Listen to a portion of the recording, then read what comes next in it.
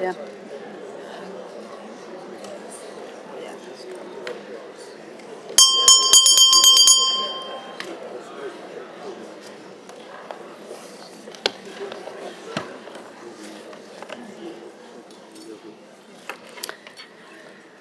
Excellence. Excellencies, distinguished delegates,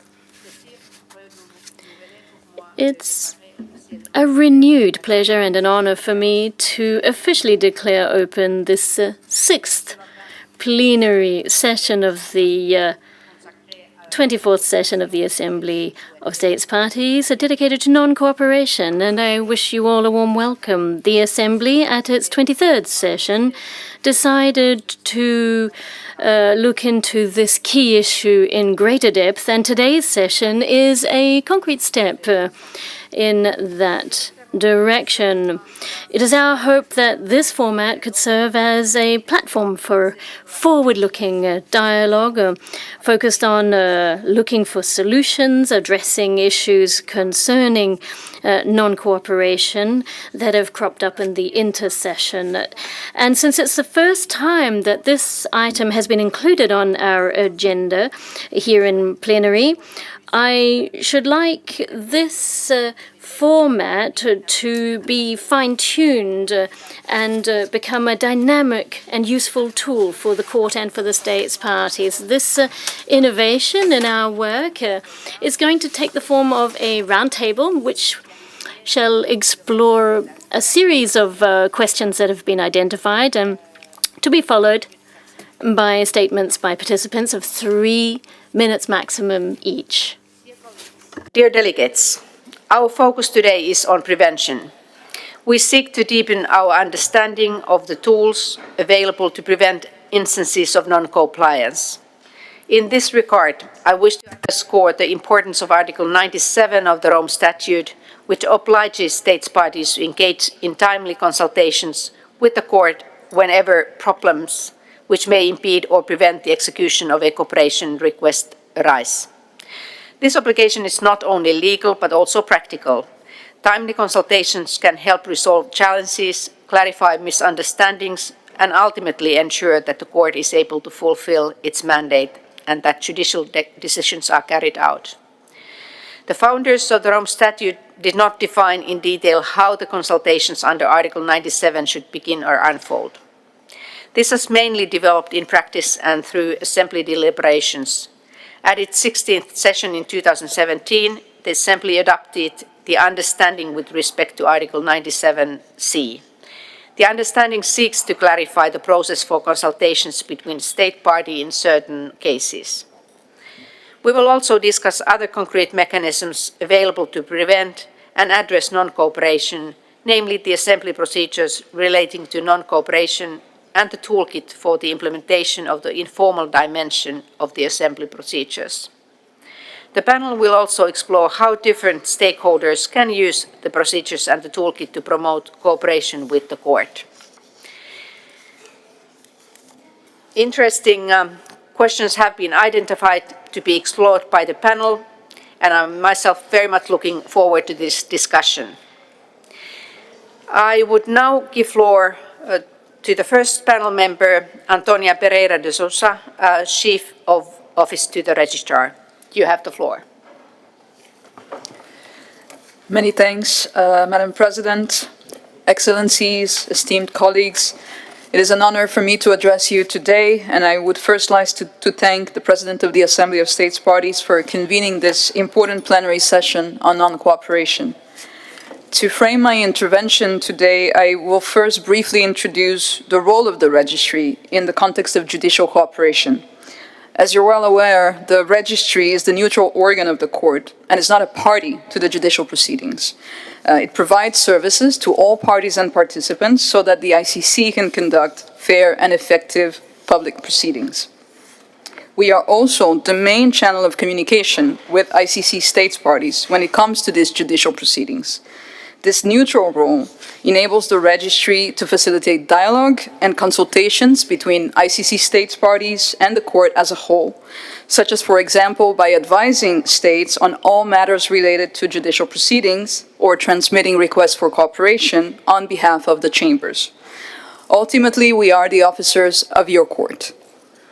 To effectively obtain cooperation, the registry has adopted a strategic multi-pronged approach, ranging from, first of all, initial working level contacts wherever possible from the registry's Judicial Cooperation Support Section, the chief of which is sitting behind me today, in advance of transmission of cooperation requests, to discuss the objectives of these requests and ensure adherence to the ICC applicable norms and to national requirements. Second of all, actual request transmission and timely follow-up to assist and ensure smooth execution. And thirdly, continuous availability of staff of the Judicial Cooperation Section and the Registry to consult with states on any impediments and issues that may arise in order to resolve them without delay.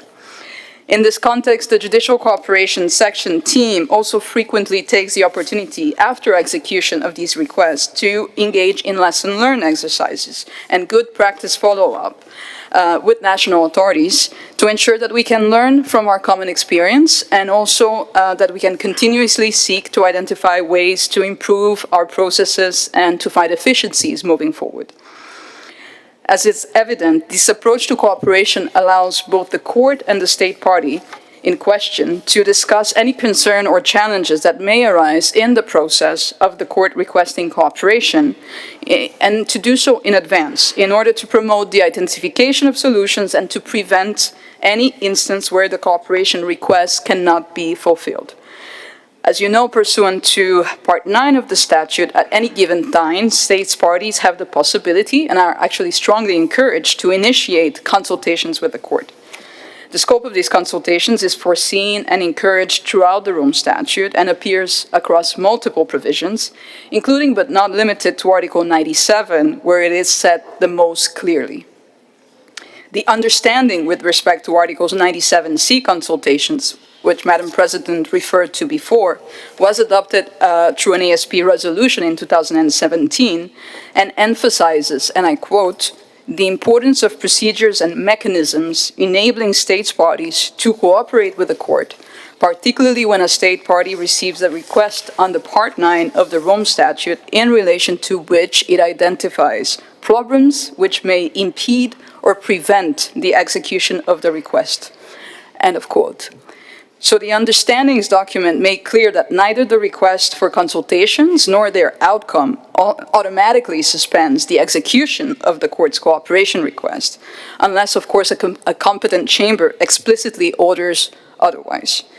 Also, these understandings foresees that such requests for consultation, where they relate to a cooperation request originating from a chamber of the court, should be transmitted through the registry. As I mentioned, the objective of such consultations is to promote successful cooperation and prevent non-compliance by states parties with their cooperation obligations without delay. As you're aware, subparagraphs of Article 97 contain a non-exhaustive list of types of difficulties that may arise requiring consultation with the court, such as insufficient information to execute the request, or the fact that the execution of the request in its current form would require the requested state to breach a pre-existing treaty obligation undertaken with respect to another state.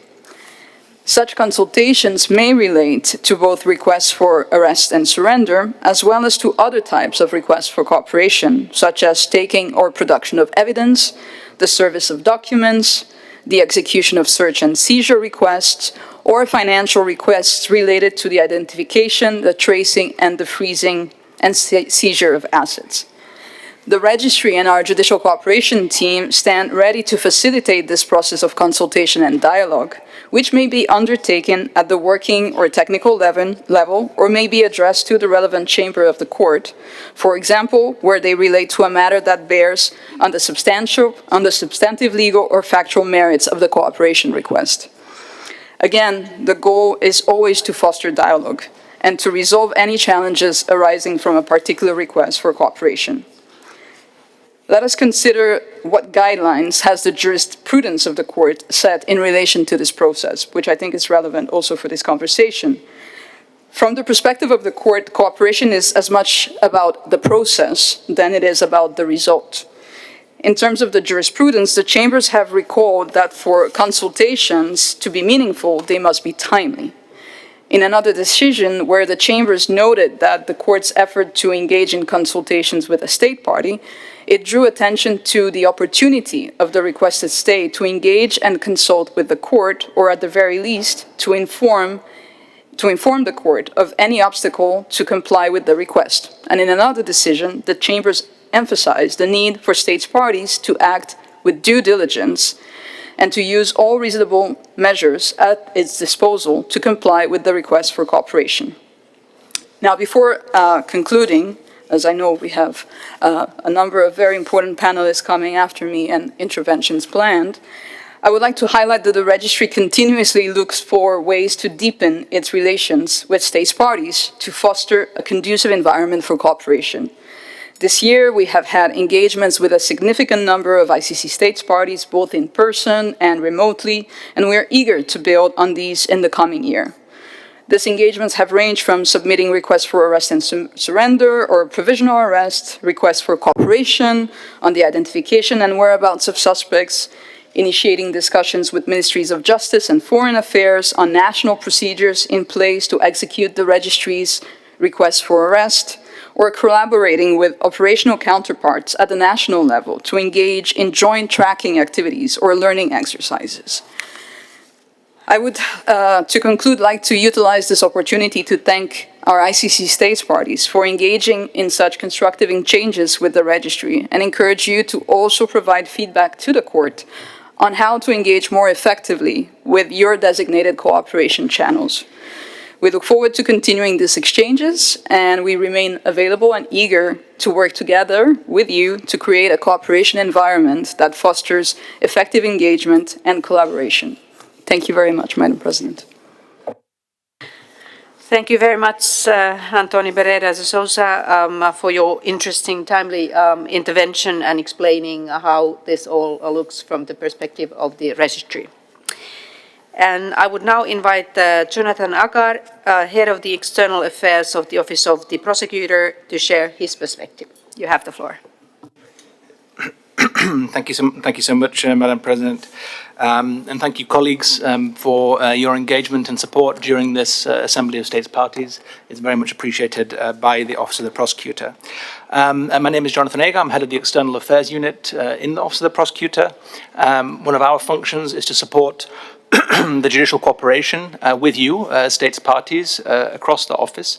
As many of you know, the cooperation function within the OTP is largely integrated into the unified teams who are responsible for taking forward the work in relation to specific situations. But the External Affairs Unit seeks to make your lives easier as states parties by ensuring we're doing so coherently and as effectively as possible.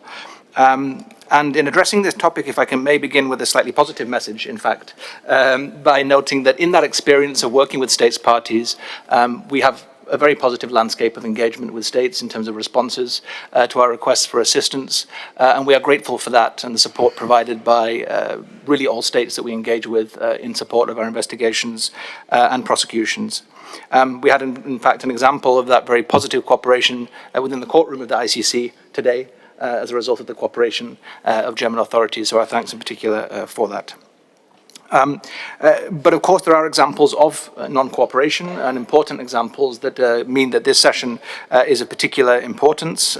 It is of course an innovation in practice and it is one that the Office of the Prosecutor welcomes given the importance of dialogue with states in relation to this issue. Our hope is that this discussion can assist in underlining the value of communication between the court and states so that we can collectively reinforce the Rome Statute system by ensuring better adherence to its provisions, particularly with respect to the arrest of individuals subject to warrants issued by the ICC.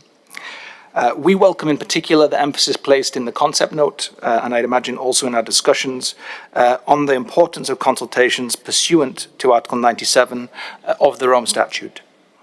We wish to underline from the Office of the Prosecutor the value that we ascribe to this process, which should be considered by states as a tool that is available to states and a tool that's available to us from the side of the court to make sure that we can mitigate the risks of non-compliance.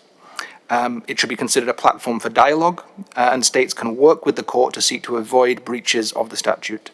Indeed, of course, this is an article of the Rome Statute that was inserted by states seeking to provide this platform for engagement.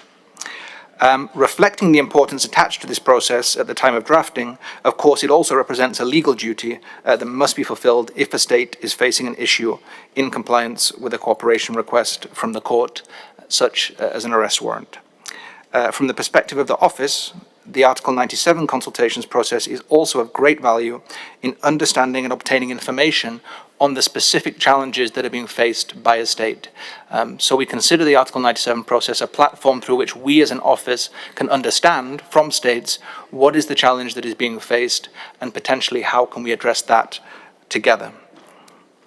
In contrast, where the Article 97 consultation process is not used, this can mean a more proactive approach by the office, including with respect to before the pretrial chamber regarding alleged non-compliance.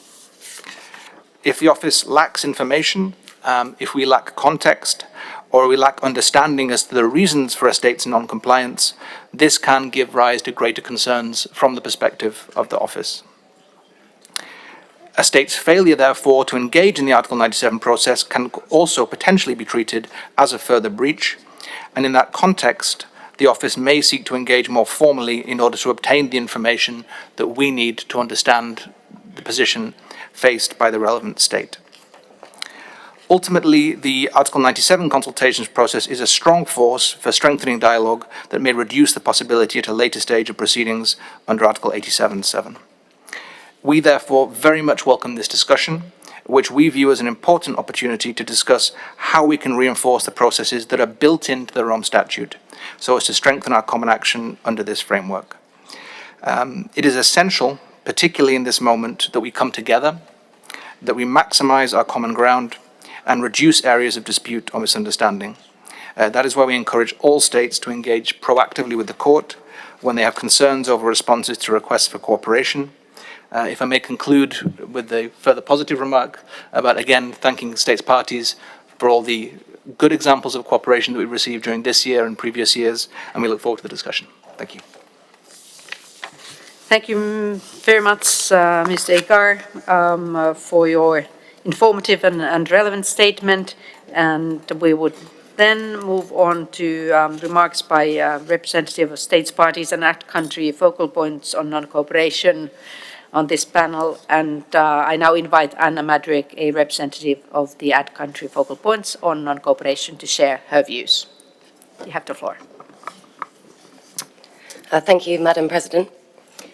Excellencies, distinguished delegates, ladies and gentlemen, it's an honor to participate in this panel as a representative of the ACT country focal points on non-cooperation. My government, Vanuatu, as well as Mexico, Poland, Sierra Leone, and Finland. The ACT country focal points mandate is established under the Assembly Procedures of Non-Cooperation, pursuant to the annex of ICC ASP/10/Res 5, in order to support the Assembly's President in the exercise of promoting full cooperation with the Court. Paragraph 4 of this resolution provides that, for the purpose of the relevant Assembly procedures, non-cooperation could be understood as the failure by a state party or a state which has entered into an ad hoc arrangement with the Court to comply with a specific Court request for cooperation under Articles 89 and 93 of the Statute, as defined in Articles 87, paragraphs 5b and 7 of the Statute. The focal points mandate relates to preventing instances of non-cooperation before they occur. In this regard, on behalf of the focal points, I would like to emphasize that the Assembly's procedures relating to non-cooperation provide both formal and informal procedures to support states parties in meeting their cooperation obligations. As everyone present knows, the success of the International Criminal Court depends on states parties' cooperation. Therefore, a key component to success is states' independent enforcement of arrest warrants issued by the court. Under Article 97 of the Rome Statute, states parties shall consult with the court in potential or realized instances of non-cooperation.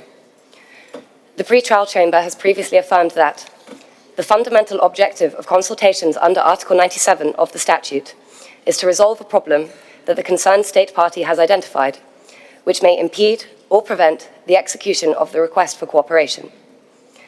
On this matter, the Rome Statute is clear. Article 87(7) of the statute reads, "Where a state party fails to comply with a request to cooperate by the court contrary to the provisions of this statute, thereby preventing the court from exercising its functions and powers under this statute, the court may make a finding to that effect and refer the matter to the Assembly of States Parties." In interpreting this provision, the Appeals Chamber has held that the first clause of Article 87(7) of the statute consists of two cumulative conditions, namely, that the state concerned failed to comply with the request to cooperate, and that this non-compliance is grave enough to prevent the court from exercising its functions and powers under the statute. It is only when the Chamber has established that both conditions are met that it may proceed to consider whether to refer the state to the Assembly of States Parties. As noted, there exist both formal and informal tracks available to states parties and other stakeholders working with the court to prevent and address instances of non-cooperation. These are outlined in the Assembly's procedures relating to non-cooperation. The formal procedure for the Assembly to address instances of non-cooperation is only triggered in one circumstance: a legal finding of non-cooperation and a subsequent decision by the court to refer the matter to this Assembly. In such a situation, there are a variety of measures available under the formal procedure, including the convening of an emergency bureau meeting, open letters from the Assembly President to the state party in question, invitation for the requested state to attend a meeting of the bureau, the convening of a public meeting with the requested state, noting the court's decision in the omnibus resolution, a bureau report on action taken and recommendations, or discussion in a plenary session. The bureau is also empowered to appoint a facilitator to consult on a draft resolution indicating concrete recommendations on the matter. In relation to informal procedures for non-cooperation, available for use in the instance of a potential instance of non-cooperation, the informal response procedure and the toolkit for its implementation provide comprehensive guidance on actions that can be undertaken by the Assembly President, the focal points, and states parties to respond. This includes request for arrest and surrender, in which urgent action may initiate cooperation in that specific case. The focal points assist the Assembly in the exercise of the President's good offices, thereby promoting legitimacy of the Rome Statute as a whole. The focal points highlight that in relation to such instances of impending or ongoing non-cooperation, these matters should be raised informally, yet directly, with officials from the requested state, as well as other relevant stakeholders, with a united view on promoting full cooperation. As appropriate, we highlight that states parties should also be encouraged to engage in relevant outreach. The toolkit includes pre-agreed templates and formulations for draft statements, note verbals, speaking points, media releases, and tweets in different scenarios. There are, inter alia, other provisions on monitoring the travel of persons subject to arrest warrants, and other aspects related to cooperation vis-à-vis Security Council referrals. We further highlight that civil society can, and does, play an important role in assisting states parties in the implementation of certain measures. The focal points on non-cooperation lastly emphasize that the Assembly's work in preventing and addressing instances of non-cooperation is in the interest of all states parties. We underscore that the ad-country focal points, as well as the Assembly procedures relating to non-cooperation, are available to support this critical objective of the Rome Statute. The scope and extent of the Assembly procedures, as well as of the mandate of the ad-country focal points, remains at the continuing discretion of this esteemed Assembly. Madam President, I shall briefly conclude in my national capacity. Vanuatu reiterates our significant concern at recent instances of non-cooperation with the ICC. We call upon all states parties to support the Rome Statute and the Court, including through important ongoing efforts to strengthen the statute in the face of evolving threats to international peace and security. The success of the ICC and the Rome Statute system depend upon our ongoing commitment to it, as well as our cooperation with it. Thank you for your attention. Thank you. Thank you very much for your informative statement. And I would now give floor to the last speaker on our panel, Ms. Cristina Orsini from Lawyers for Justice in Libya. You have the floor.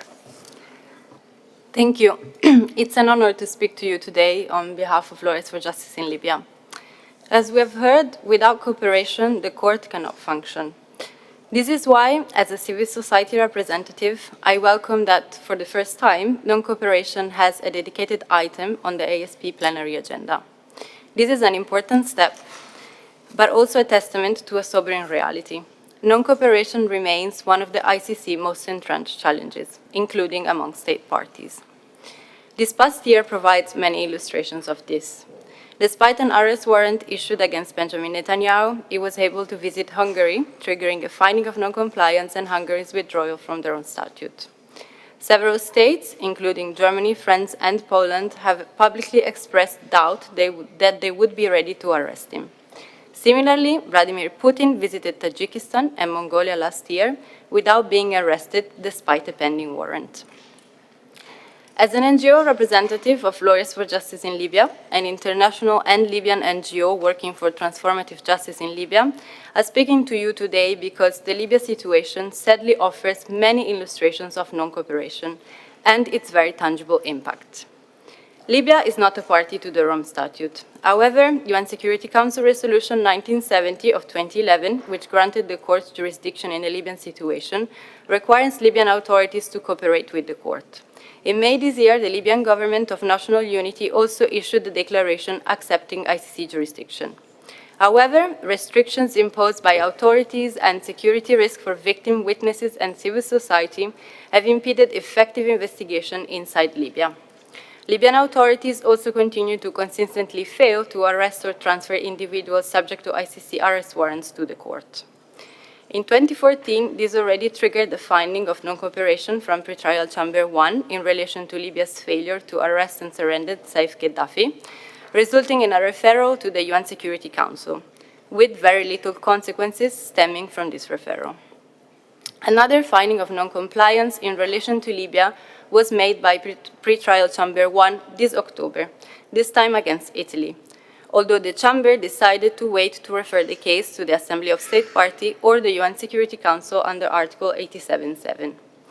This story is illustrative of wider worrying trends. On 19 January 2025, Italy arrested Osama al-Masri Najim after the ICC had issued an arrest warrant against him on the previous day. A few days later, Italy, a founding member of the ICC, returned him to Libya as a free man. Italy cited domestic legal and procedural issues to justify its decision.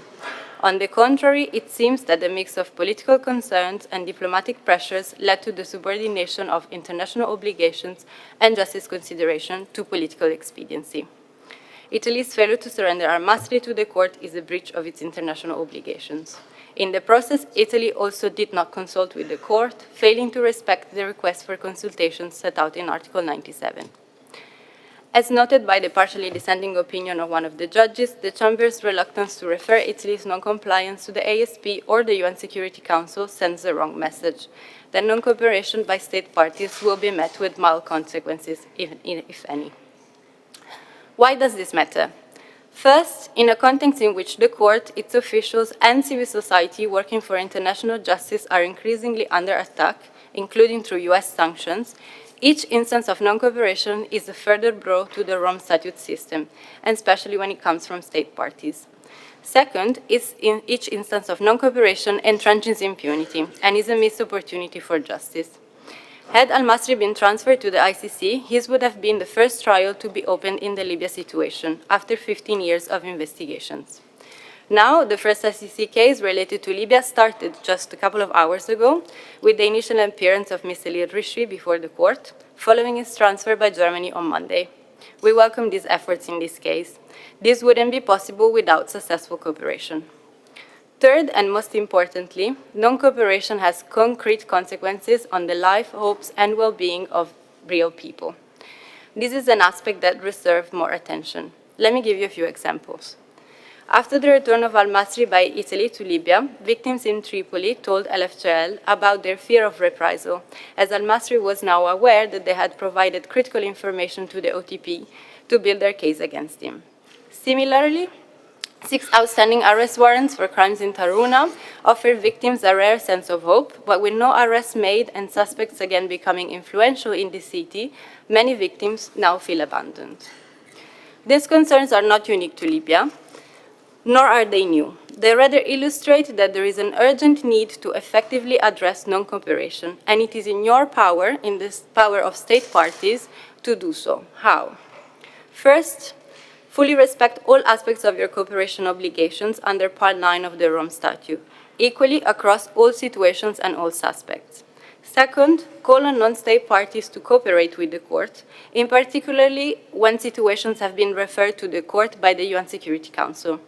This is, of course, only possible if state parties do not give in to double standards and consistently cooperate with the court themselves.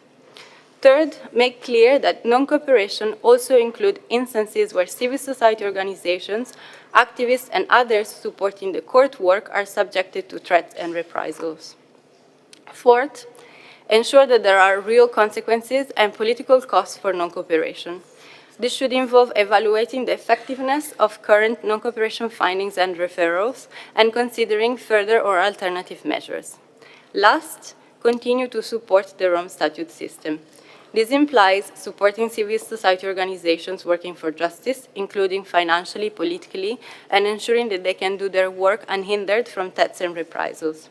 It also implies publicly defending the ICC from ongoing threats and providing the court with adequate resources to implement all aspects of its mandate, including victim and witnesses protection measures, as victims and witnesses are ultimately the ones who are mostly impacted by non-cooperation. Thank you. Thank you very much for your interesting contribution, and I would thank all the panelists for their most interesting and enlightening remarks. And without further ado, I would turn to the participants who have requested the floor, kindly recalling that the interventions are limited to a maximum of 3 minutes and will be delivered from your seats. And I would now give the floor to Mr. Claudio Troncoso Repetto, Legal Director of the Ministry of Foreign Affairs of Chile. You have the floor.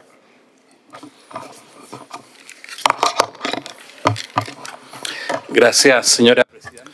Thank you, Madam President. My delegation is grateful for the report that's been presented by the Bureau, and we applaud your constant work to strengthen the system surrounding the Rome Statute. This effort is essential to live up to the Court's mission and to make sure that international justice remains an effective tool against impunity. However, we see with great concern the persistent cases of non-cooperation on behalf of certain states, especially when it comes to implementing arrest warrants and their enforcement. This situation undermines an essential pillar for the operations of the court and undermines its ability to fulfill its mandate. Therefore, we make an appeal to the state parties to use quickly and in a timely manner the consultation mechanisms with the court whenever they face challenges when it comes to enforcing its decisions. It's only through a timely and committed exchange we will be able to guarantee the effective implementation of the Part 9 of the Rome Statute.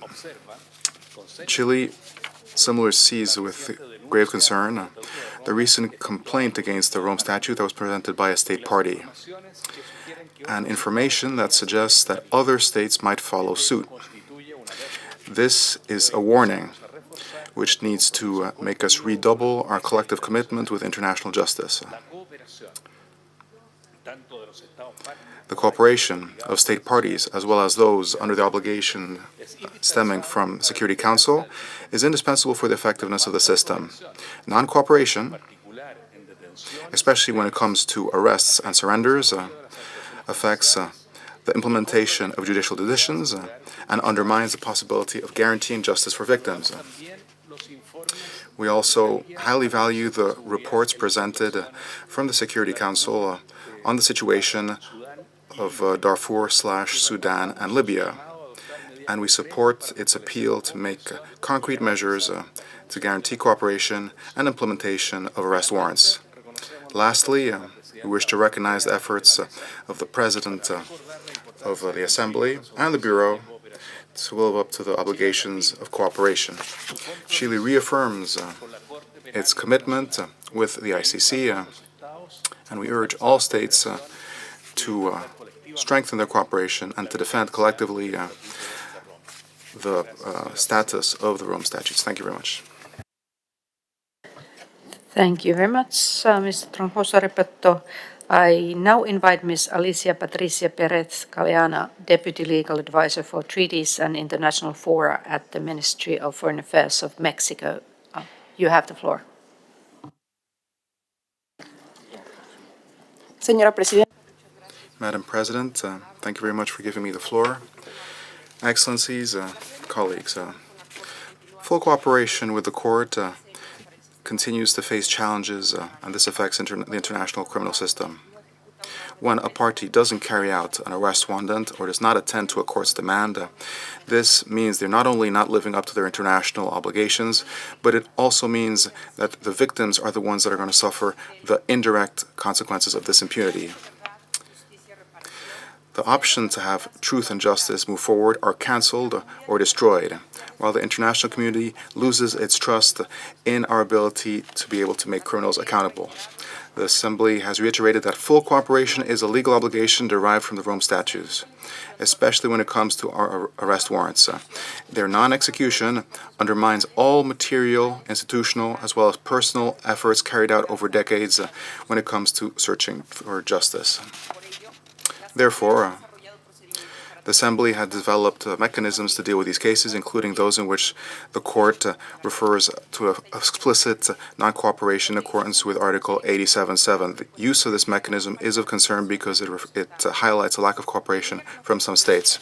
In accordance with recent jurisprudence, the threshold for this article is reached when the non-compliance means the court cannot accomplish its mission, such as the presence of the accused. Under Article 97 of the statute, when a state identifies challenges to the implementation, we can delay the work. However, there's a legal obligation to consult without any delay the court so as to find a solution that can allow us to live up to obligations. The purpose of this is to make sure that these challenges do not lead to a situation of non-cooperation, which is why this tool is so important. We invite all state parties to become familiar with the procedures surrounding the Assembly around non-cooperation and the toolkit.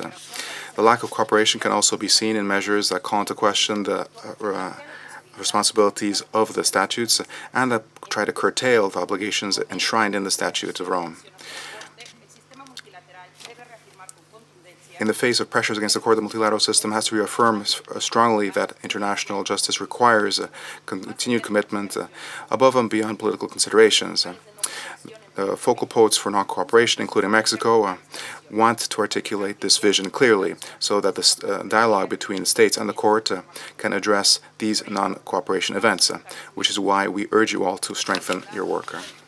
On the other hand, the lack of cooperation represents a risk for the universality and effectiveness, as well as the credibility of the court. In the face of this challenge, we need to promote an environment in which the obligations stemming from the statutes can be carried out without obstacle. Distinguished delegates, cooperation makes it possible that an arrest warrant not be an abstract concept. Cooperation means that a victim does not have to wait for decades to get justice. We are simply reaffirming the applicability of the Rome Statutes. Otherwise, we're weakening the international criminal court system. This Assembly needs to face this challenge together with a clear sight placed on the importance of victims and the protection of the international criminal court system. If we live up to these obligations, we will live up to our commitment to impose sanctions on the most serious of crimes, and that cannot remain with impunity. Thank you. Thank you, Ms. Perez-Galena. I now give floor to Mr. Rasmus Bøck Johansen, Director at the Ministry of Foreign Affairs of Denmark. Thank you, Madam President, and good afternoon, Excellencies, colleagues. Let me also express our appreciation for this special segment and the interesting interventions by the panelists. A very important topic because non-cooperation severely undermines the court's functions and requires our continued attention. One of the most fundamental principles in the Rome Statute is the obligation for all state parties to fully cooperate with the court.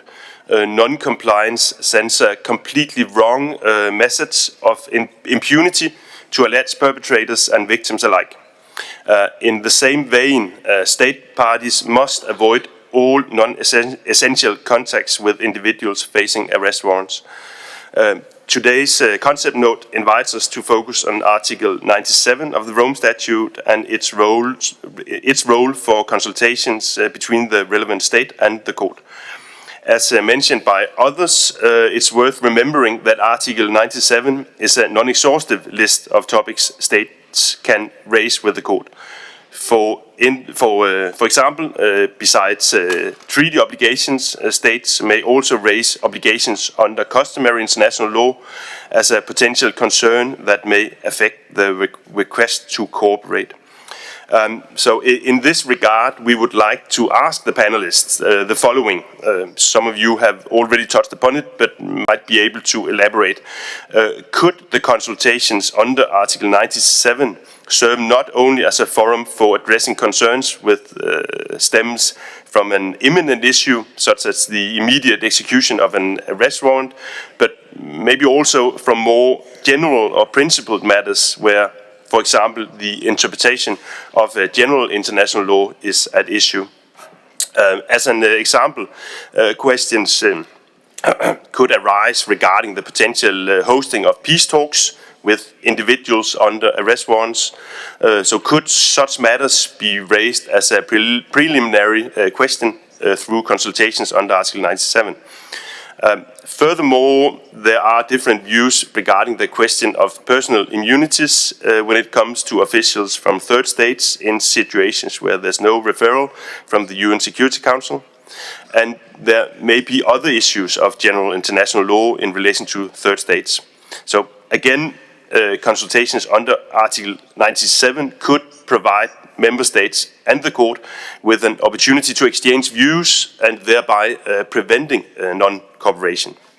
So to sum up, in our view, Article 97 seems to have some untapped potential before concrete situations arise, with the purpose of improving cooperation, obviously. So we would appreciate the views of the panel on this matter. Thank you. Thank you, Mr. Johansen, and I would now invite Mr. Mizune Mizuaki, Director, International Judicial Proceedings Division, International Legal Affairs Bureau, Ministry of Foreign Affairs of Japan. I give the floor. President, we welcome the decision to have a non-cooperation plenary session and appreciate this opportunity to share Japan's views on this critically important subject. For the ICC to truly fulfill its role as a sustainable and effective judicial institution, robust cooperation of all state parties is indispensable. However, we note with concern the repeated decisions of non-cooperation by state parties, which may raise questions about the ICC's credibility. In addition, the case in which withdrawal from the court was declared after its non-cooperation finding may affect the future realization of the universality of the ICC.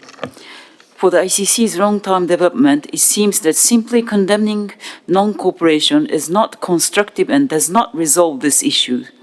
It is more meaningful to review the process, including consultations that may have taken place between the court and state parties that ultimately led to non-cooperation.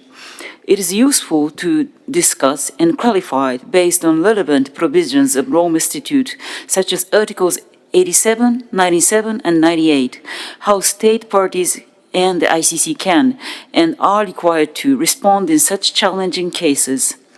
Japan remains a strong supporter of the ICC. We are committed to actively participating in such vital discussions, working in close cooperation with other state parties to ensure the court can effectively perform its essential role in the fight against impunity and in promoting the rule of law. I thank you, Madam. Thank you, Ms. for your statement. Maintenant, je donne la parole. And now I'd like to give the floor to Ms. Sandrine Barbier, Deputy Director of Legal Affairs at the Ministry of Europe for Foreign Affairs. You have the floor.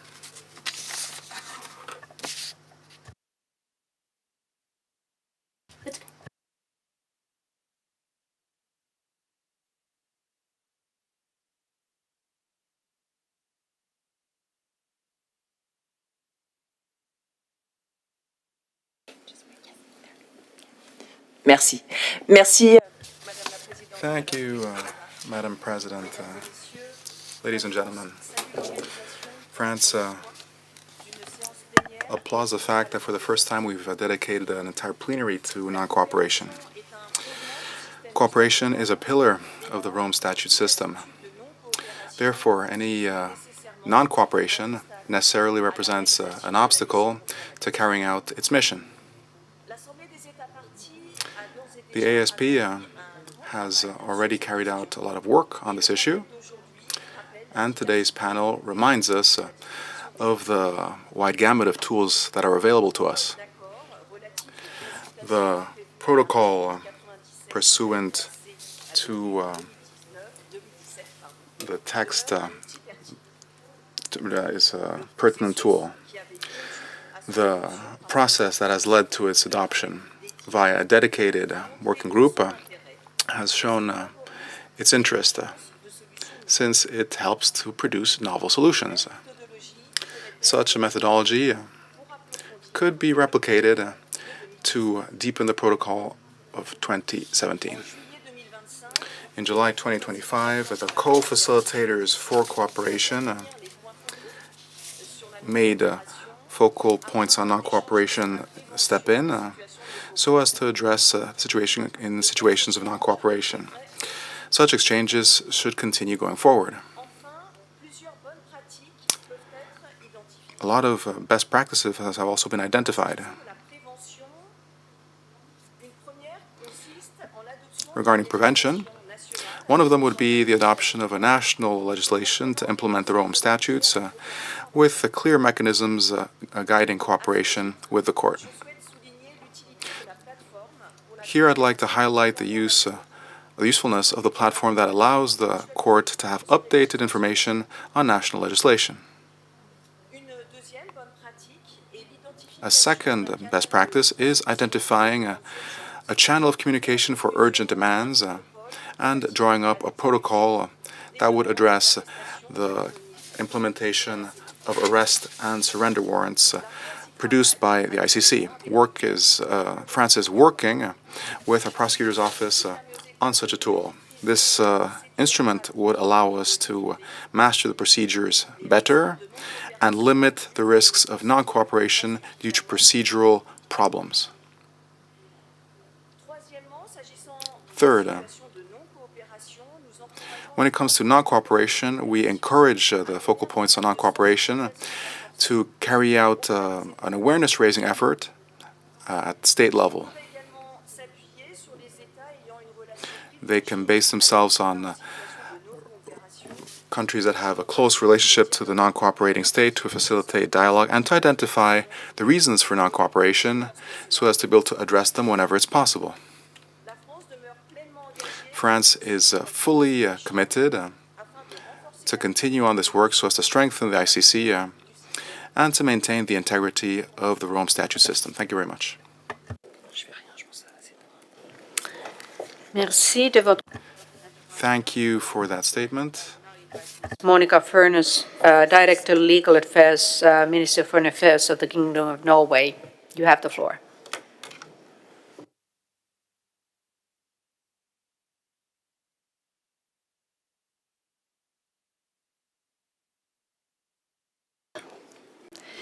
Full and timely cooperation with the court is not only a legal obligation under the Rome Statute, but a cornerstone of the credibility and effectiveness of the international criminal justice system. Preventing non-compliance requires proactive engagement. Article 97 consultations are a critical tool in this regard. They provide a structured avenue for states parties to address challenges that may impede execution of cooperation requests before they escalate into non-compliance. States should initiate such consultations without delay and conduct them in good faith to ensure that practical obstacles do not undermine the court's mandate. In times when the court faces significant challenges, our collective commitment to cooperation becomes even more important. Challenges to its independence and authority, whatever their nature, should not weaken the resolve of states parties to fulfill their obligations. On the contrary, this calls for stronger unity and unwavering adherence to the statute as a signal of confidence in the court and in the system of international justice. Selective cooperation and double standards must be firmly rejected. This is a shared responsibility, and Norway remains fully committed to doing its part. Madam President, Norway encourages all states parties to make active use of the Assembly's procedures on non-cooperation and the accompanying toolkit. These mechanisms, including the good offices of the President and focal points, offer practical support to resolve difficulties swiftly and discreetly. They should be seen not as punitive measures, but as instruments to foster dialogue and solutions. Ultimately, our collective responsibility is clear: to uphold the integrity of the Rome Statute system by ensuring that arrest and surrender requests are executed effectively. Thank you. Thank you, Ms. Furness, for your statement. And I will now give floor to Marion Crepé, legal advisor at the permanent representation of Liechtenstein to the United Nations. You have the floor. Thank you, Madam President. Liechtenstein welcomes the decision adopted at the last session of the Assembly of State Parties to include a debate on non-cooperation issues to our agenda. We believe that these debates provide an essential opportunity for states parties to reflect on their obligations to cooperate with the court and more broadly to uphold the principles of the Rome Statute. We also thank the panelists for their important contributions to these conversations today. The establishment of the International Court to prosecute genocide, crimes against humanity, war crimes, and the crime of aggression stand as one of the most significant achievements in treaty making in recent decades. However, the provisions of the Rome Statutes are very clear. The Court cannot fulfill its mandate to promote accountability for the most serious crimes without the full cooperation of its state parties. The lack of cooperation observed this year is concerning. It shows not only a failure to comply with legal obligations, but also a failure to comply with the common pledge that we've made in Rome, that nobody is above the law. We trust that today's discussions will help prevent future instances of non-compliance and also pave the way for stronger cooperation ahead of the next Assembly of State Parties. As illustrated in our discussions today, we have a clear and robust legal framework to guide us moving forward. Article 97 of the Rome Statutes allows states and the courts to work together to resolve problems in executing cooperation requests and also reduces situations where cooperation may be denied. The Court jurisprudence has consistently clarified these obligations. The Assembly consultations on Article 97 deepened our understanding of these processes, and the Assembly's toolkits on non-cooperation provide practical guidance to help states fulfill their responsibilities. We greatly appreciate the valuable insights shared today by the panelists on lessons drawn from past consultations. It was particularly insightful to hear and to reiterate the vast arrays of informal response procedures at the disposal of states parties to overcome potential challenges. Madam President, with a clear legal framework, practical tools, and regular exchange on cooperation such as today, we have all the necessary means to address non-cooperation challenges in a consistent manner. It is now our task to translate this into tangible results. I thank you. Thank you, Ms. Ms. Crepe, for your statement, and I will give floor to Ambassador Augusto Massari of Italy. You have the floor. Thank you, Madam President. Let me first express my appreciation for this debate on the issue of non-cooperation. We all are having the possibility to discuss important aspects relating to this issue with a view to reaching a common understanding of possible challenges and suitable solutions to improve our support to the court. Since a case concerning my country has been mentioned, I deem it appropriate to take the floor and share our position on this matter. It is not possible to engage in any discussion concerning alleged non-compliance by my country in the absence of a formal referral under Article 87/7 of the Rome Statute and a specific non-cooperation resolution adopted by the Assembly of the State Parties pursuant to Article 112 ACC ASP/10/Res. 5 as amended in 2017.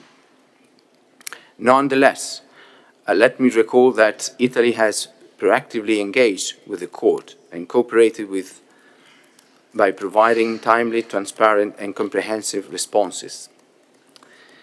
We will continue to engage in good faith with the court with a view to reaching the inherent goal of the ongoing procedure, which is identifying, where needed, possible ways to improve the cooperation between state parties and the court, based on clear, predictable, and effective procedures.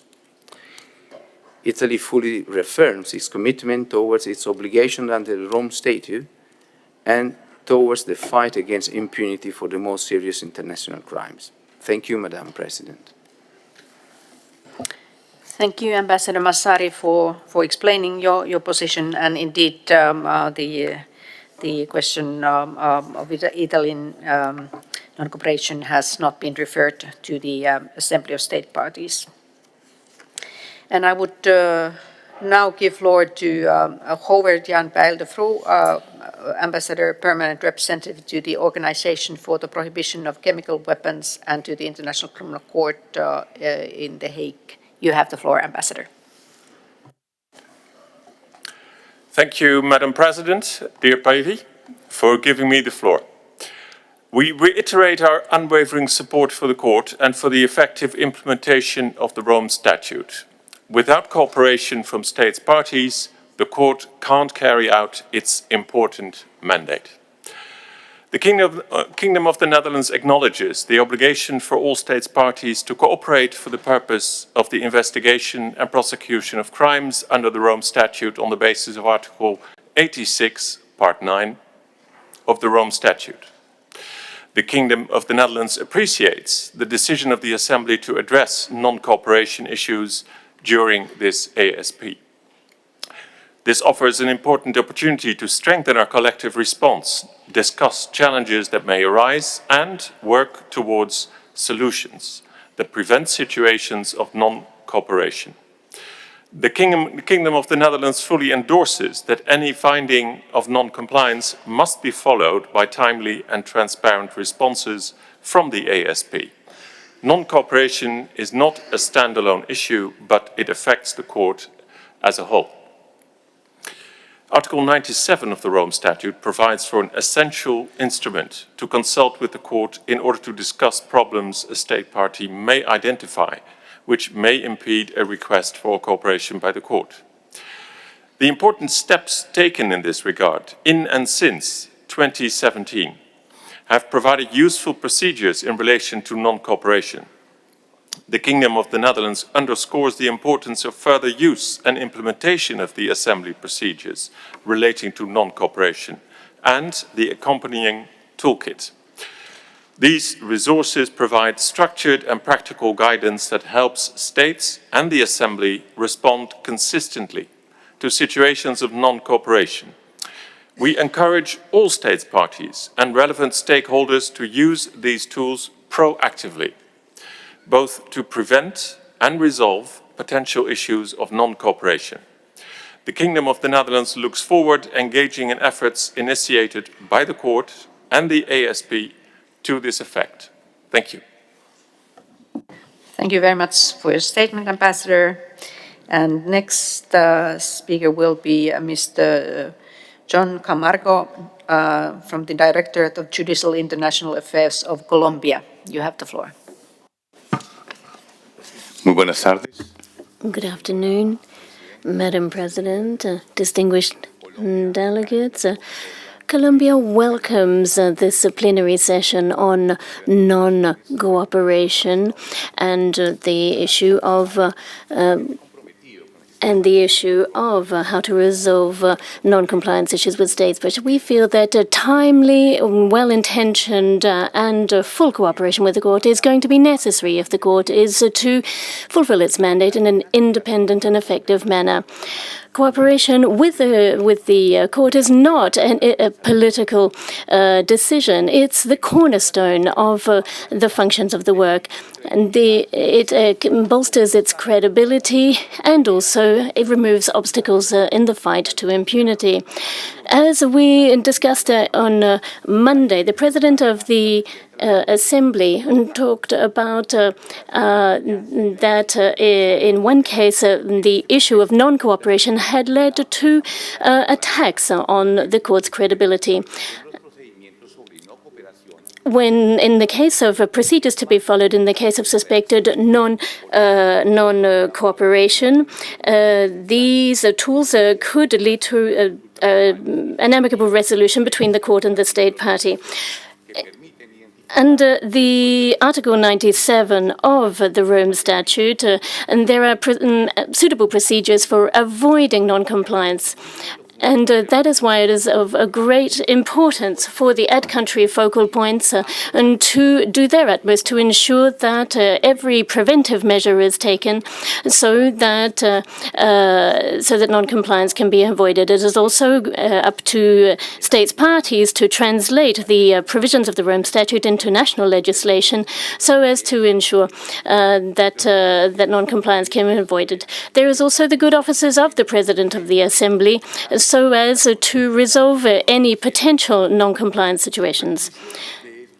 Notwithstanding progress made, the lack of cooperation with the court shows that there still are some significant challenges to be overcome, particularly when a state party does not fulfill its obligations because of a political situation. For Colombia, the procedures for avoiding non-cooperation have always been and still remain key tools for ensuring that the court's work can continue in an effective manner. Colombia's position is clear. It is vital for all states parties to fulfill their obligations under the statute for the court to be able to fulfill its mandate, which means it's incumbent on states parties to fulfill this. Not only is this a legal obligation, it also corresponds to our collective decision to fight impunity. Colombia reaffirms its firm commitment to multilateralism and the stricter compliance of its international obligations, which means it aims to work constructively with the court going forward. And we would launch a call for all states parties to continue bolstering the prevention non-compliance measures so that we can ensure a robust international justice system which will be well placed to face the challenges of today. Thank you very much. Thank you very much for your statement, and I will give floor next to Victoria Wagner, Head of International Criminal Law at the Austrian Foreign Ministry. Thank you very much. Dear colleagues, thank you for organizing this plenary on the very important topic of non-cooperation. Cooperation of states parties is essential for the functioning of the court. The court cannot fulfill its mandate if state parties do not furnish information and evidence, establish contacts to witnesses and victims, or implement arrest warrants. Therefore, ensuring the ability and commitment of state parties to fully observe their obligations under the Rome Statute should be a paramount goal of all of us, states parties and the court alike. Unfortunately, more recently, we have seen a number of instances where state parties did not cooperate, with different reasons and motivations. But let us be clear, in 95% or 99% of cases where the court requests the legal cooperation and assistance of state parties, such cooperation works just fine. There is no issue about it. State parties want to cooperate, they want to support the court. However, there are circumstances where cooperation fails. In such circumstances, we should ask, is a state party committed to cooperate, but is unable to do so, for example, if there is a competing obligation or objective under international law? Sorry, I'm so sorry.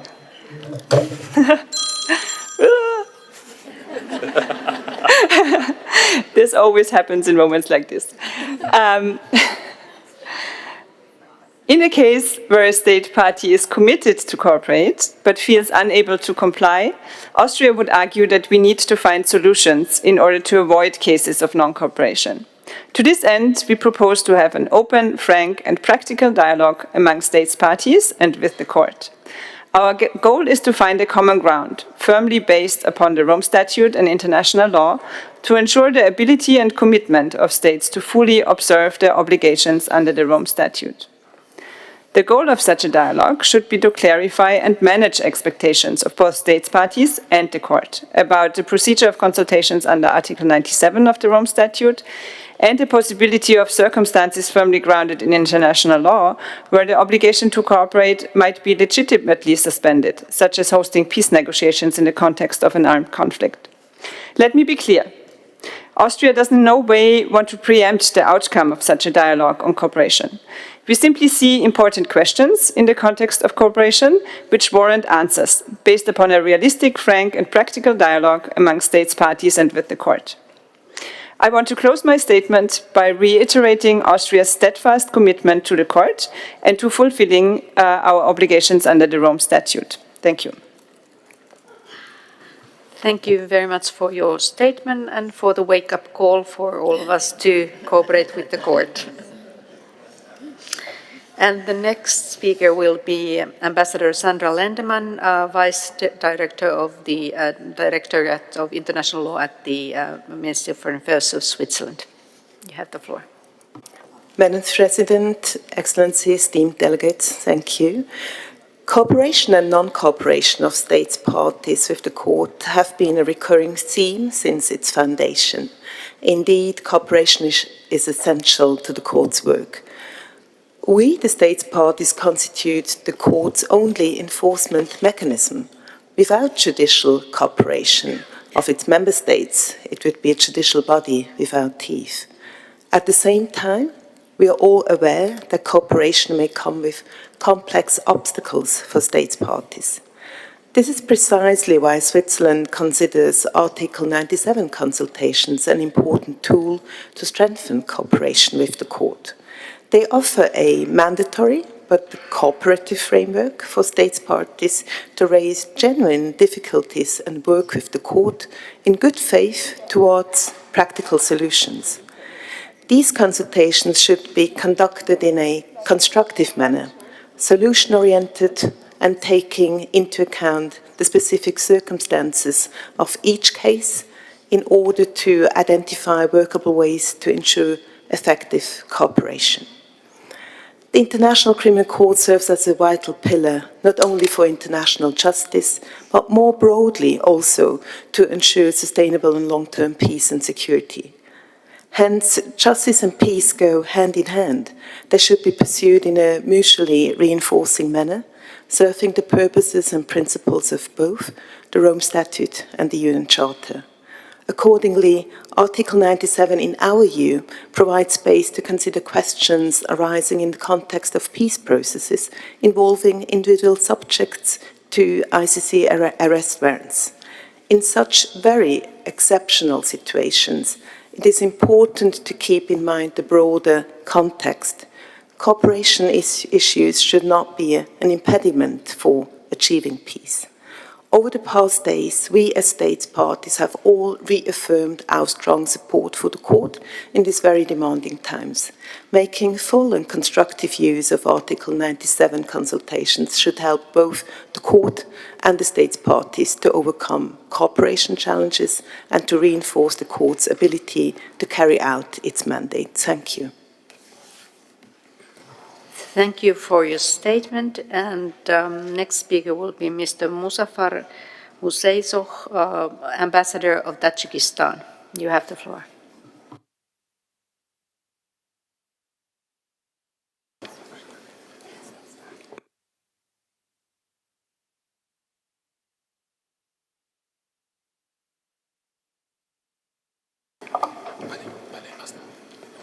Thank you, Madam President. The current geopolitical dynamics highlight the imperative for strengthened dialogue and enhanced collaboration. Tajikistan is a state party to the International Criminal Court since its establishment. All provisions set out in the Rome Statute are reflected in Tajikistan's national legislation, notably in the Criminal Code, underscoring the country's commitment to its goals, principles, and obligations. My country supports the development of international judicial institutions, which must remain impartial, fair, and aligned with international standards and principles of legal neutrality. However, recent developments highlight the complex and diverse approaches to international justice and may create additional challenges. By emphasizing the importance of the rule of law and accountability, we recognize the need to further promote dialogue, strengthen the capacity of national institutions, and ensure that the tools necessary for a better understanding of ongoing challenges and issues are readily available. Tajikistan reaffirms its readiness to further strengthen collaboration with the states parties, the ICC, and its relevant institutions in the view of fostering mutual trust and collaboration. And regarding the issue under discussion, I would like to underline that my country is very much engaged in a very constructive and faith manner with the registry through regular meetings and consultations to address the issue and to find a necessary toolkit. Thank you very much. Thank you very much. And the next speaker will be Ms. Lauren Saif, Legal Advisor of the State of Palestine and at the Permanent Representation of Palestine in New York. You have the floor. Thank you, Madam President. Allow me to begin by expressing our appreciation to you for holding this panel. We reiterate that the central role of cooperation and assistance between states parties and the court, including on arrest warrants, and we recall that the Rome Statute has the procedures and mechanisms that enable states parties to cooperate with the court, such as Article 97 and the tools adopted by the ASP. The State of Palestine recalls that neither request for consultations nor the consultations or any outcome of consultations has suspensive effects vis-a-vis the arrest warrants, nor has any effect on the judicial independence. The consultations under Article 97 is not a medium to undermine the court's decisions or jurisprudence, including on personal immunity of officials, and we reiterate that the court can have jurisdiction over non-members nationals who commit crimes in a member state territory, provided that there is a territorial jurisdiction established, and certainly not limited to a Security Council referral. Whether these persons are nationals of states parties or nationals of non-states parties is irrelevant. The statute does not make any distinction in this regard. This is important to promote accountability for serious crimes and creates a binding legal obligation for states parties to uphold its standards in both domestic and international contexts, ensuring that the objectives of the statute are fully achieved. The duties a states party has both towards the court and other states parties pursuant to the statute supersedes its relation with the state of the nationality of the sought person, regardless of whether that state is or is not a party. Also, obligations under the Rome Statute cannot be altered or superseded by any bilateral commitments, processes, or exceptional circumstances that may conflict with the Rome Statute's objectives. States that have accepted the jurisdiction of the court have therefore the obligation to arrest and surrender any person for whom the court has issued a warrant of arrest, irrespective of their official capacity and nationality, and in compliance with Article 27 of the statute on which the entire court system stands. Any other interpretation, including as they are related to Article 97, would fatally render the obligations of states parties senseless and the overall court system futile. Should a state party use Article 97 in an effort to grant personal immunity, it would be acting inconsistently with its international obligations under the statute, which may amount to a violation of international law. Thank you. I thank you for your statement. And next, the speaker will be Sierra Leone. I give floor to George Kamanda. You have the floor. Thank you, Madam President.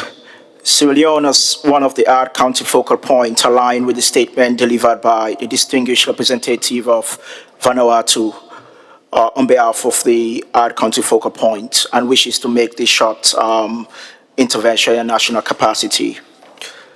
Sierra Leone welcomes the BO's report on non-cooperation and reaffirms its unwavering support for the International Criminal Court and the Rome Statute system. We believe that where cooperation falters, justice suffers. Non-cooperation must be addressed proactively, not retrospectively. We commend the Assembly for dedicating space to this discussion.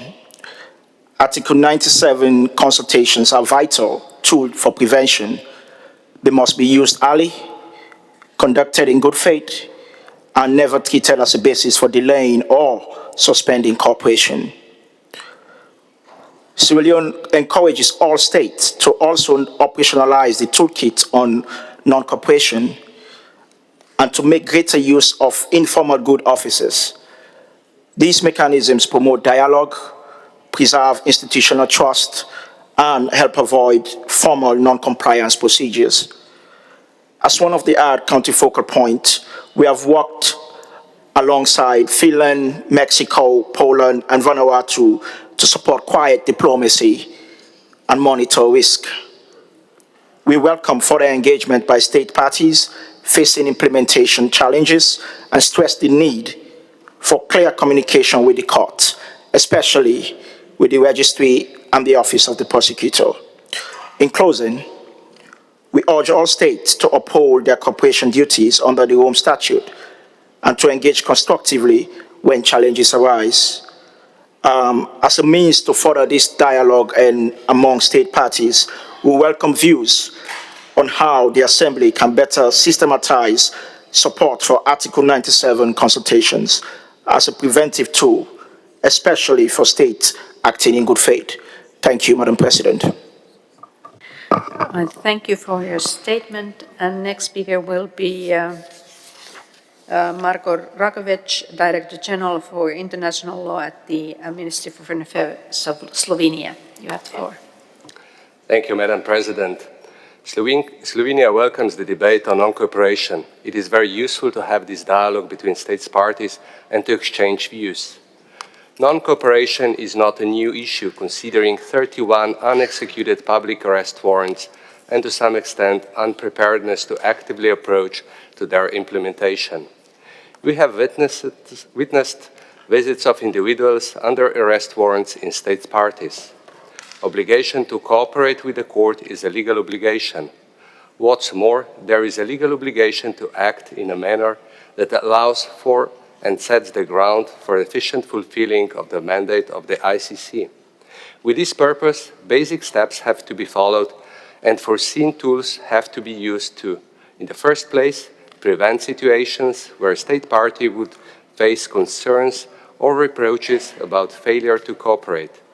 Slovenia calls on all state parties to begin the consultations with the court as soon as possible before a potential situation would arise. Regarding the rule of law, the objective of the Rome Statute is clear and no one should be above the law. Anything contrary to this would undermine the global fight against impunity for atrocities. Additionally, the statute is a lex specialis in many respects, and it is on the court to construe the statute and adjudicate. We, state parties, are obliged to respect and implement the Rome Statute. We are also obliged to respect the independence of the court, its jurisdiction and jurisprudence. Thank you. I thank you, and that brings us end of the states parties representatives that have requested for the floor. As no observed state or court representatives have requested the floor, I would now move to the speakers on the list of NGOs. And the first speaker will be Ms. Maria Gevorgian, legal researcher, lawyer, Center for Truth and Justice.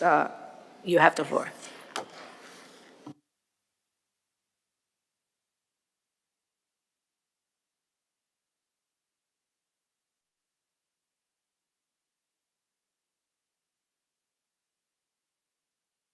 Thank you. Thank you, Madam President. Excellencies, distinguished delegates, dear states parties, it is my pleasure to address you on behalf of the Center for Truth and Justice, a human rights organization documenting atrocity crimes. Critics claim that the ICC is becoming a toothless tiger. Some even say that the ICC cannot do anything on its own. Well, I have bad news for those who hide behind the narrative. The strength of the court was never meant to come from its claws. It comes from yours. As it's clear from this session, the Rome Statute is explicit. Under Article 86, states parties shall cooperate fully with the court. Under Articles 87 and 89, the court may issue requests to states parties for cooperation, including requests for the arrest. But those requests only breathe, walk, and act through you.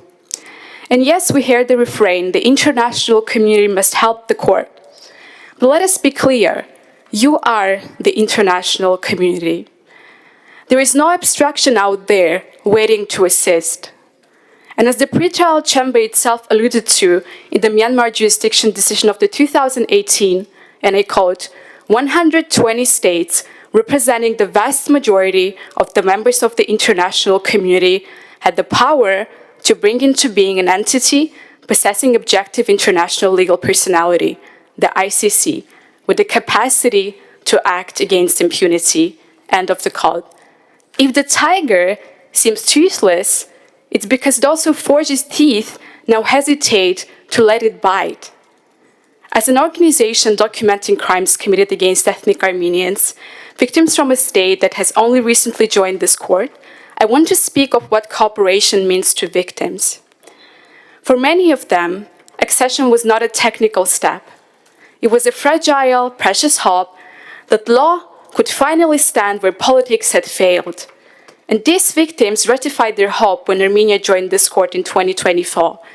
They believed that when arrest warrants were issued, they would be respected and that justice would follow the law.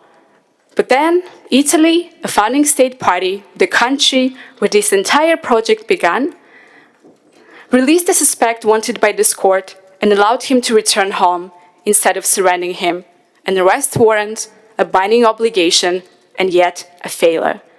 What do I say to victims?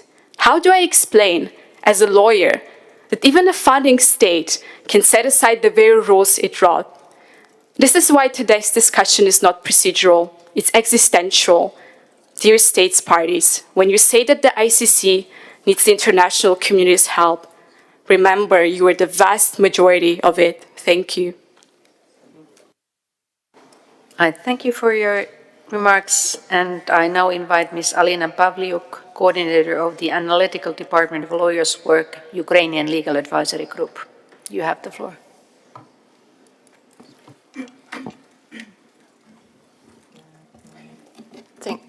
Thank you. Distinguished representatives, states cooperation is a crucial guarantee which determines the effectiveness of the ICC's work. But for the last year, we as Ukrainian civil society have seen much frustration from victims of grave crimes when the ICC's arrest warrant become a nominal exercise for states that welcome people who are the focus of international justice efforts on their territory. Such a tendency among the states parties leaves an open path to impunity for suspected war criminals, such as the Russian president. This means that they will choose to commit more atrocities without feeling the consequences of their choices. For victims of great crimes committed on the course of Russia's war against Ukraine, the International Criminal Court remains a key mechanism for ensuring accountability of the Russian leadership. The ICC arrest warrant is a compelling recognition that Vladimir Putin may be responsible for the unlawful deportation of Ukrainian children, has so far largely prevented him from freely traveling the world.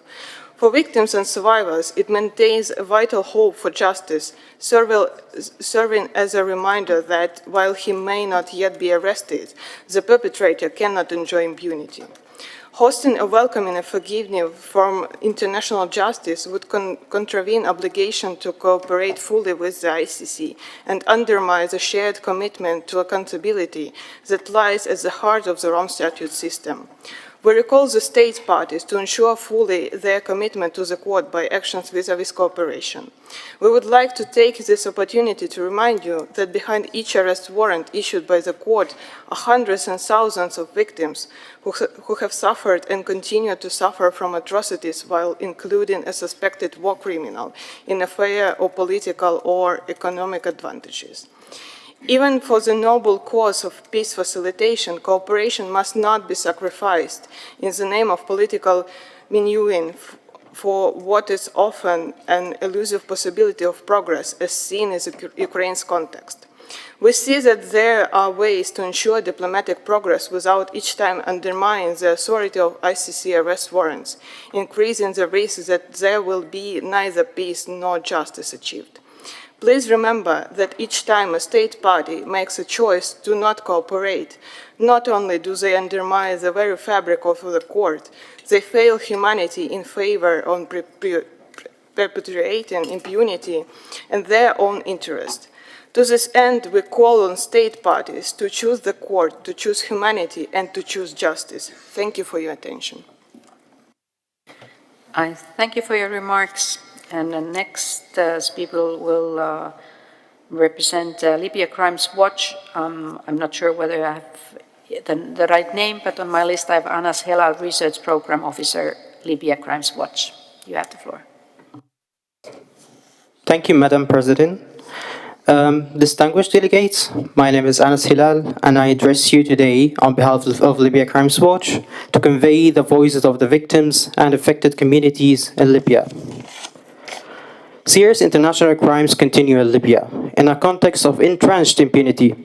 Despite Libya's obligation under Security Council Resolution 9070 and the Government of National Unity Declaration accepting the court's jurisdiction, the authorities have not engaged in meaningful cooperation with the ICC, and the acceptance has mainly remained on paper. Today, most of those subjected ICC arrest warrants remain at large, some integrated into state structures, while 3 of them are in detention but have not been surrendered to the ICC, with the authorities invoking the principle of complementarity to keep these cases at international level.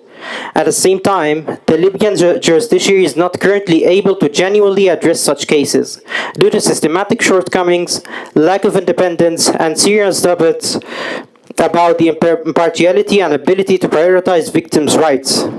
The Libyan Attorney General often acts under political pressure, rather than prioritizing accountability and the rule of law and the guarantees of non-recurrence. These patterns of non-cooperation is closely linked to how the principle of complementarity is being used. Complementarity should be a tool to advance accountability through genuine domestic proceedings, not a slogan to shield suspects from international justice. The case of Osama Jaim, who was returned from Italy to Libya at the Libyan Attorney General request, based on a claimed national jurisdiction, clearly illustrate the abuse of complementarity. And on this basis, we at Libya Crimes Watch put forward the following key recommendations. We call on the state parties and the court to use all available pressure to ensure that the Libyan authorities translate their acceptance of the ICC's jurisdiction into genuine cooperation, including surrender all the ICC suspects without exception. And we also urge the state parties to fully cooperate with the court on the Libya situation, including by executing ICC arrest warrants and arresting and surrounding any person sought by the court who is found on the territory or under their jurisdiction.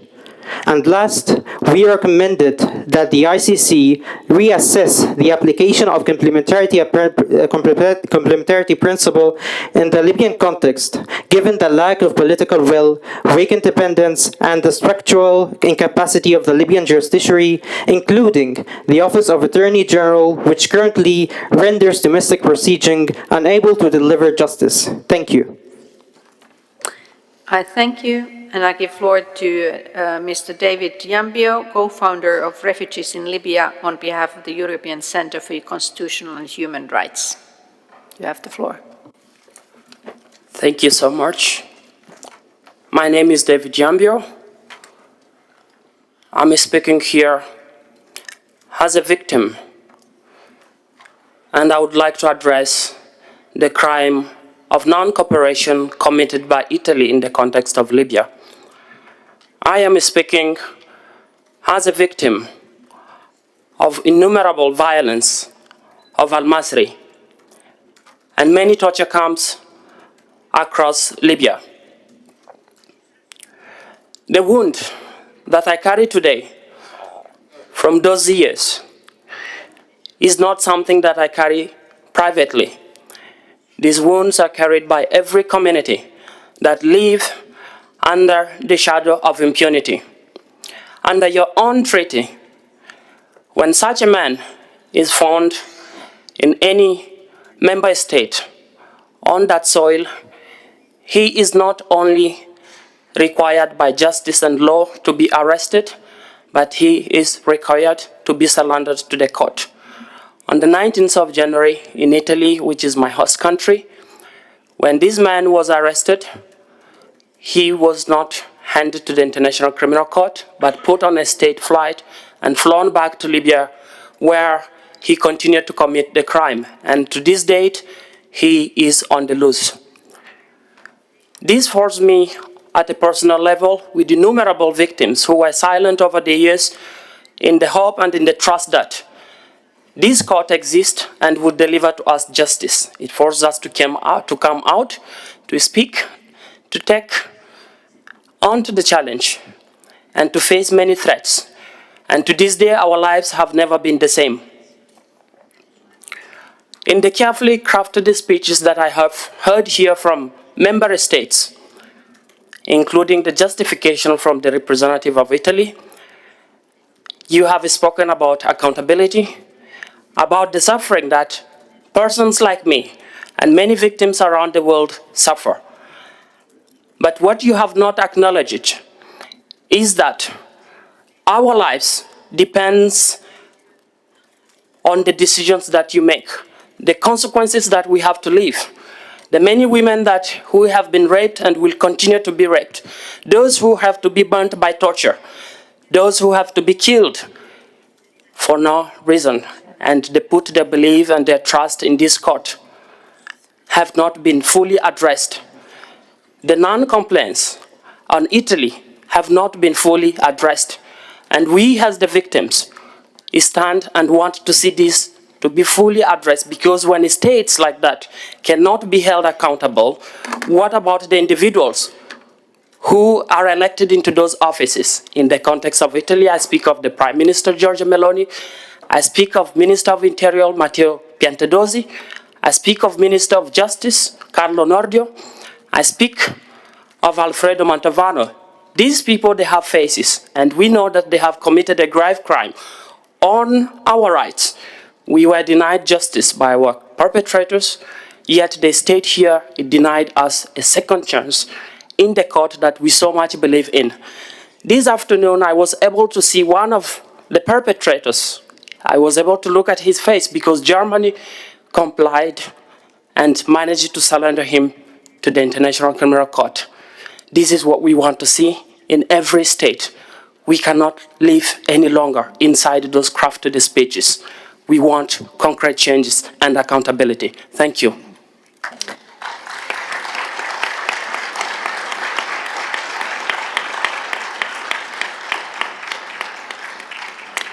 I thank you for your statement, and I give floor to the last speaker on my list, Mr. Matthew Canuck, head of the Center of International Justice, Amnesty International. You have the floor.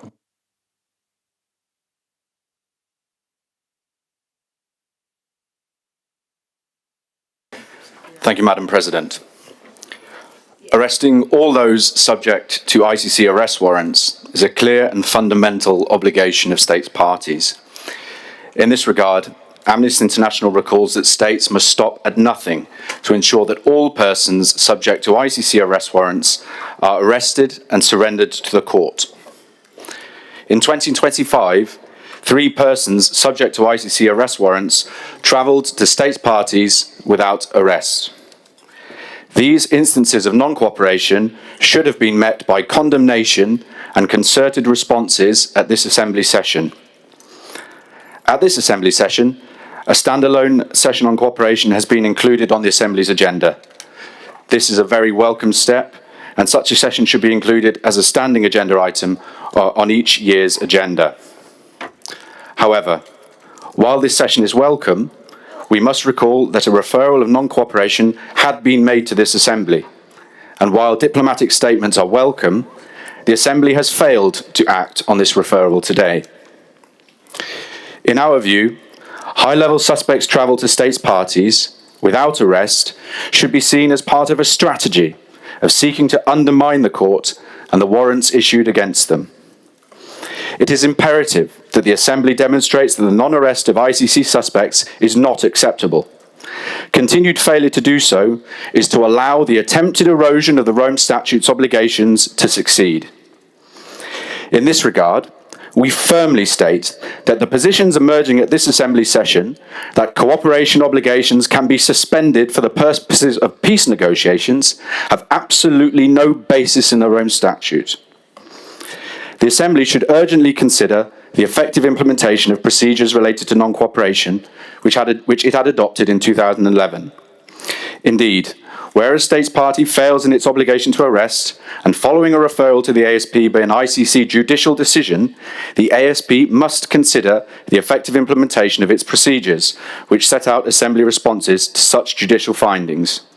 In addition, the Assembly should further consider its implementation of formal and informal responses to non-cooperation, including outlining possible proactive Assembly and states party responses to instances to quote, where there are reasons to believe that a specific and serious incident of non-cooperation, including in respect of a request for arrest and surrender of a person, is about to occur or is currently ongoing, and urgent action by the Assembly may help bring about cooperation.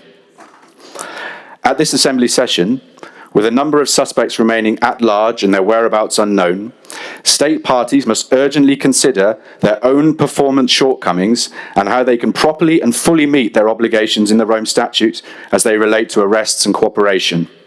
Indeed, while states parties, including in the context of the budget discussions, frequently urge the court to demonstrate tangible results, it should be recognised that states parties themselves must assume significant responsibility for the lack of progress in cases where indicted persons have not yet been arrested. To repeat, arresting all those subject to ICC arrest warrants is a clear and fundamental obligation of states parties. This obligation extends to the arrest of heads of state, including President Vladimir Putin and Prime Minister Benjamin Netanyahu, who are subject to ICC arrest warrants. For the avoidance of doubt, the ICC Appeals Chamber has concluded that there is no head of state immunity under customary international law vis-à-vis an international court. This decision is binding on all states parties and provides that all states parties are unequivocally obliged to arrest all persons, up to and including sitting heads of state, and regardless of whether or not they agree or oppose a particular decision of the OTP or ICC in a particular situation. Thank you.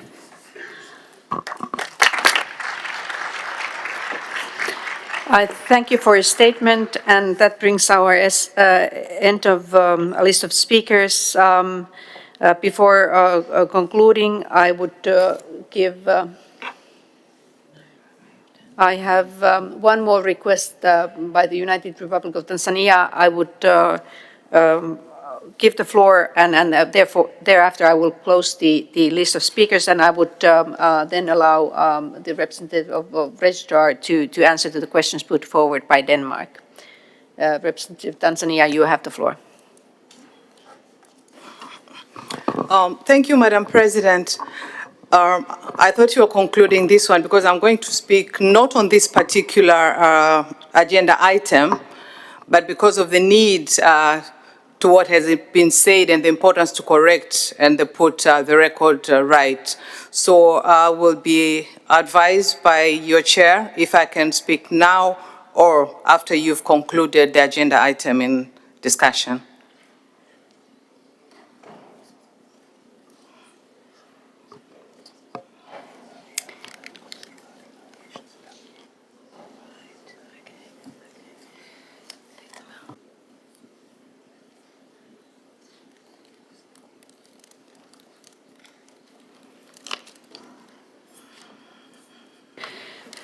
I think we will try to wrap up this issue concerning the non-cooperation, and I would allow you to intervene thereafter. Thank you, Madam President.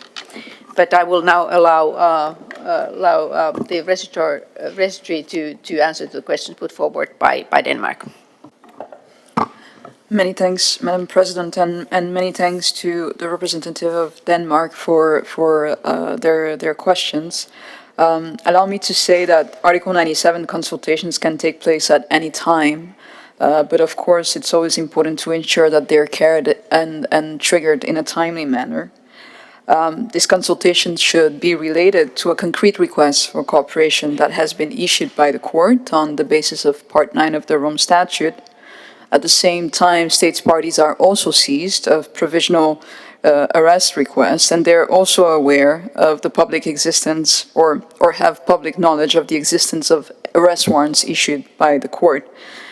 So states are encouraged to approach the court and in particular the registry, the neutral organ of the court, through the judicial cooperation section represented here behind me by my colleague Mr. Rastan, as well as colleagues that are in the room, to engage on this issue, and they will be happy to provide guidance and to engage in this process. I would also like to reiterate that early engagement is always welcome and encouraged, and that our section in the registry is happy to provide technical guidance and advice early on in the context of cooperation, so that all efforts are put in place to avoid reaching a status of non-cooperation. Thank you very much. Thank you, Antonia Pereira de Sousa, for this reply. I would just before closing say that of course this panel discussion and the discussion that we've held today is first of a kind. We have put a topic to be discussed because we thought that we would want to have a forward-looking, positive discussion on issues. Many of these are rather sensitive, and I would like to have a discussion that brings us forward on these issues. And in addition to this discussion, of course, the non-cooperation facilitation or the focal points have carried out discussion throughout the year. So this is not the only thing that has happened under the Bureau's mandate. And the report on non-cooperation is, of course, part of that. And it notes duly such decisions of the court, referrals of non-cooperation to the Assembly of States Parties, and of course we have to note that for example in the case of Italy the question of non-cooperation has not been referred to this assembly as of at the moment. So there is a legal reason why we have defined this discussion so that we are not addressing for example the question of non-cooperation by Italy. So I would hope that with these words we would make this format something positive that we can continue our discussions. And since we all know that these are very sensitive issues, and in order to make this Article 97 and the non-cooperation procedures to function well, I think we should allow such discussions to go on, and on the other hand, obey by the rules that we have in the Rome Statute and in the rules of that we have adopted on the non-cooperation procedures. But I would like to thank you very much, all the panelists today, all the speakers today. I think this has provided very good information on the practices used, as well as on the questions outlined in the concept note. And very much I'm happy to have witnessed a active participation by states and civil society organizations. I dare to hope in the beginning that this first non-cooperation plenary, it will become a forward-looking and solution-seeking platform and a dynamic tool that is useful to the court and the member states and the civil society likewise. I believe that this discussion has proved it right, that this forum is necessary, and I look forward to further developments on this basis. Before, I promised to the representative of Tanzania that I would give her the floor before then announcing some technical timetable issues. Tanzania, you have the floor. Thank you so much, Madam President. Madam President, I'm taking the floor just because of the need due to what has been said and the importance to correct and put the record right. On behalf of the Government of the United Republic of Tanzania, I would respectfully like to reject the false and unfounded allegations presented by one of the speakers yesterday evening during the plenary, on where he wanted to draw the attention of the Assembly concerning reports from Tanzania regarding human rights situation before, during, and after the elections. Madam President, I would like to assure this Assembly that the situation on the ground is not what has been presented by the Speaker. The Government of the United Republic of Tanzania remains fully committed in upholding human rights and continues to engage and work transparently and constructively. The United Republic of Tanzania encourages reliance on mutual respect and grounded, accurate information that it's ready to offer. I thank you, Madam President. I thank you for your statement. And before closing, distinguished delegates, I would like to propose a change in the order of our work program for the remainder of the week. Since we have made much progress on the work of this session of the Assembly, I would like to suggest that we move the 8th plenary that is currently scheduled for Friday, 5th of December from 10 to 10:30 to the time slot is immediately after tomorrow's 7th plenary meeting on cooperation, which will run from 10 to 12. The 8th plenary, which will deal with reports of the coordinators and the introductions of resolutions, would therefore be held tomorrow, 4th of December, from 12 to 12:30. Thus, the program on tomorrow would be that we would have first from 10 to 12 o'clock the 7th plenary meeting on cooperation, to be followed from 12 to 12:30 8th plenary meeting on progress reports by the coordinators and introduction of draft resolutions, of course. If the outstanding consultations are completed by tomorrow, we would then aim to hold the final plenary on Friday, 5th of December at 10 o'clock. This would depend on the progress of the remaining consultations. But does the Assembly agree to this proposed change in the schedule of the Assembly?